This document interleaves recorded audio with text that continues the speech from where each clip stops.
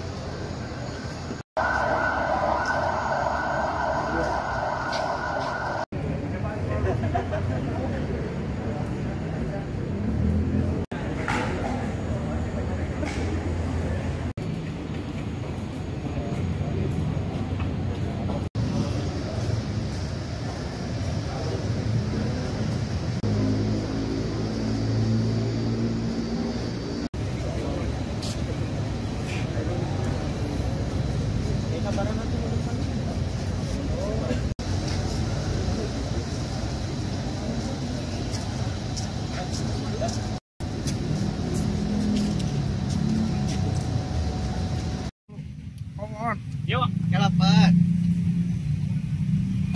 kita tujuannya nggak tahu, tapi ada sekelompok orang, oknum dari Taman Safari, dikawal oleh puluhan sampai 30-an security ranger jam 6 tadi mendobrak pintu utama kita.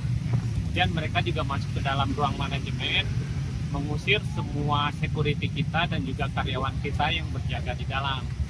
Jadi mereka sekarang keluar. Yang kita khawatirkan adalah kita punya belasan bayi yang baru lahir, bayi-bayi eksotik termasuk burung dan yang lain-lain. Itu pagi-pagi biasanya mereka dikasih susu, dikasih makan dan yang lain-lain. Sedangkan tim petugas pakan yang kita beli vendornya sehari-hari sekarang tertahan di gerbang. Itu yang kita khawatirkan. Jadi bagaimana kondisi satwa kita di dalam, itu yang kita khawatirkan. Ini sudah ada ini belum dengan mungkin Komunikasi, pertemuan sama mereka. Ya. Di dalam ada pertemuan dengan perwakilan kita, ada pengacara, tapi kita belum dapat info apapun dari dalam. Karena kan sebenarnya kalau mereka menyatakan diri ilegal, kita belum pernah dapat suratnya. Karena yayasan ini kan ahunya lagi dibekukan, apalagi sekarang kita dalam persidangan. Jadi sebenarnya saya juga belum tahu kondisi mereka masuk tuh dengan alasan apa. gimana upaya kedepannya gimana nih? Kita cuma menunggu, Kang. Kita lihat, kita pengen satwa kita selamat, itu poin yang pertama. Kemudian kita pengen tahu apa sih alasan mereka kok bisa mendobrak pintu sampai masuk ke dalam menduduki penunggu. Itu aja yang kita pengen tahu.